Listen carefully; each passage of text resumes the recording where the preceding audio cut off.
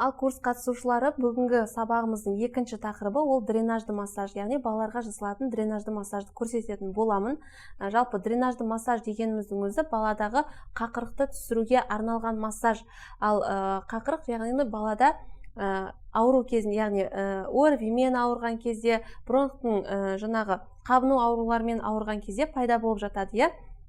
Сондықтан да сол кезде біз қақырықты түсіріп тастамасақ, егер балада қақырық түспеген болса, ол асқынып, өкпеге кетіп қалып, ертеңгі күні жаңағы балада ары қарай асқынып, пневмония деген сияқты аурулар болып кетуі мүмкін.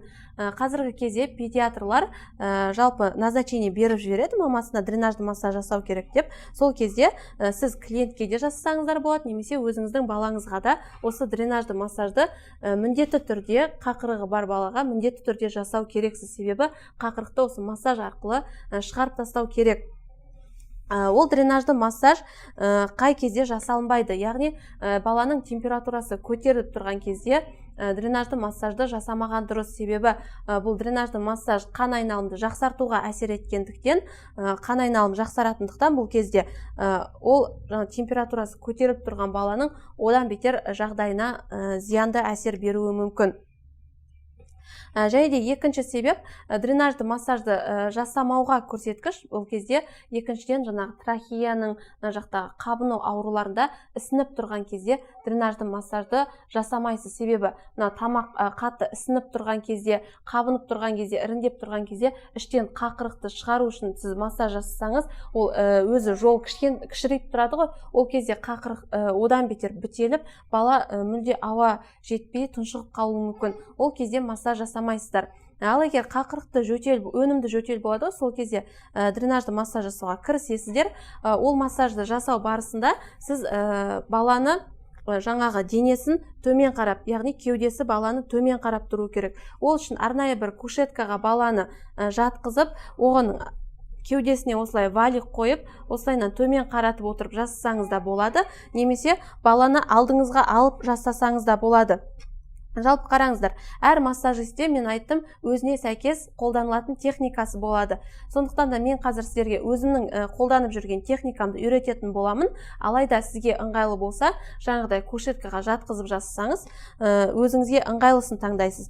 Немесе мен көп массажистерді оқытып жүргендіктен әртүрлі пікірлер болады. Кейбір массажистер болады, аяғы ауыр келіншектер болады, немесе кішкене артық салмағы бар келіншектер болады. Олардың іштері үлкен болады да, дәл мен секілді жасаған ол кісілерге кішкене ыңғайсыздық туындатуы мүмкін. Баланы осылайынан ұстай алмауы мүмкін. Ондай кісілер міне бұлайынан да жасауға мен кеңес беремін. Осылайынан жатқызып, бір аяғын төмен түсіресіз, осы әдісті қолданып жасай бересіз.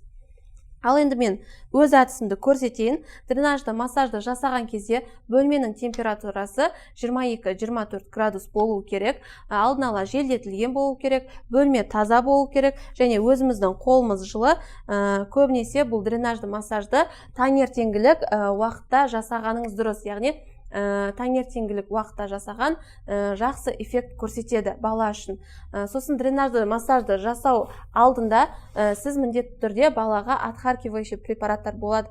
Өзінің жаңағы бронхты кеңейткіш препараттар, ампроксол, жаңағы АЦЦ деген сияқты, лазолван деген препараттарды алдын ала бергеннен кейін, жарты сағаттан кейін осы дренажды массажды жасай беруіңізге болады.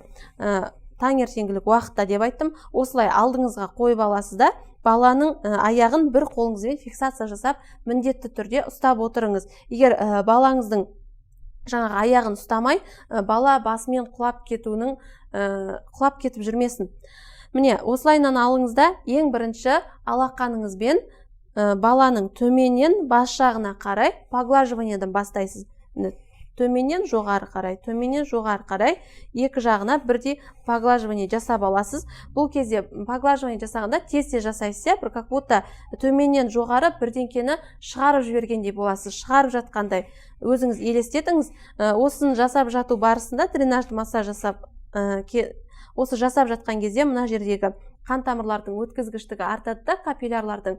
Сол кезде арқасы баланың қызарып кетуі мүмкін, яғни қызарғаны ол жақсы, значит бұл жерде қан айналымның жұмысы жақсарып жатыр деген сөз. Осылайынан сипалап алдыңыз. Екінші әдіс, қолыңызды осылай жанымен ұстайсыздар. Мына жаны тию керек. Мына жаны болғанда кішкентай саусағыңыз арқылы баланың қабырға аралықтарынан уқалайсыз. Қабырға аралықтарынан былайынан ұрғылайсыз. Қабырғалар осылайынан тұрса, міне, арасынан осылайынан ұрғылайсыздар. Дәл қабырғасының үстінен ұрғыласаңыз, ол эффектісін көрсетпейді. Міне, осылайынан ұрғылайсыздар. Менің қазіргі көрсетіп жатқаным сізге кішкене түсініксіздеу болуы мүмкін. Сондықтан да осы жерде қолыңызды жақсылап келтіріп алыңыз. Себебі қолыңыз келтіргенде өзіңіз ұрғылап көріңіз. Мынау саусақтың ғана күші түседі де, ал қалған саусақтар осыған кішкене соққыланатын болады. Міне. Сол кезде сытырлаған дыбыс естіледі сізге. Өзіңізге ұрғылап жаттығып алғаннан кейін балаға осылай ұрғылайсыздар. Полный мынау қолдың күші бұл балаға түспеу керек. Міне. Барлығын ұрғылап, соққылап алдыңыз. Осыдан кейін мына алақаныңызбен алып, келесі әрекетке өту үшін міне осылайынан қайтадан ысқылап, сипалап жібереміз. Бір қолмен ұстап тұрмын, қайтадан ысқылап жіберемін. Келесі әрекет бізде қолымызды осылай вакуум секілді келтіреміз де, міне осылайынан ұстаймыз да, мына жанымен қолымыздың осылайынан соққылап жүргіземіз.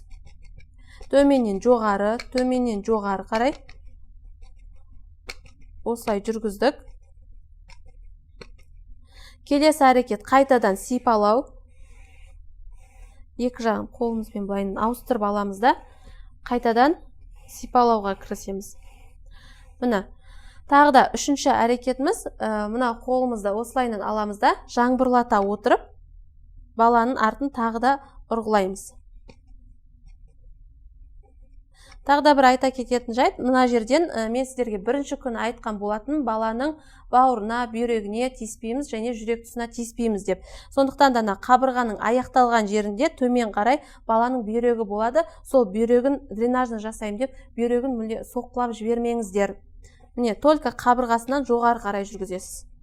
Осын жүргізіп алдыңыз, қайтадан міне ысқылап жібересіз жоғары қарай. Одан кейін баланың алдымен жатқызасыз ғой. Алдымен жатқызғанда жүрек тұсына мүлде тиіспейсіздер. Жүректің орналасу ретін былайынан қарасаңыздар болады. Жалпы екінші қабырға аралықтан бастап төмен қарай баланың сосогы болады. Одан жаңағы 1 сантиметрге дейін түсіп, примерно сол жерде жүрегі бар деп есептеңіз.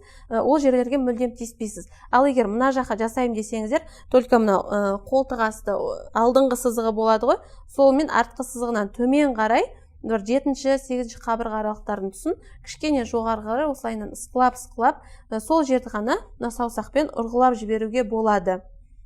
Одан кейін мына жағын просто сипалаймыз да, мына жағына келген кезде баланың оң жағы, ол жерге жаңағы артына жасаған әрекеттерімізді дәл солай жасап шығамыз. Қайтадан сипалап жібереміз. Дренажды массаждың жасалу уақыты максимум 10 минутқа дейін жасалады. Одан артық массаж жасап балаға зиян тигізіп алмауыңыз керек. Сондықтан да 10 минуттан асырмайсыздар балаға дренажды массаж жасаған кезде.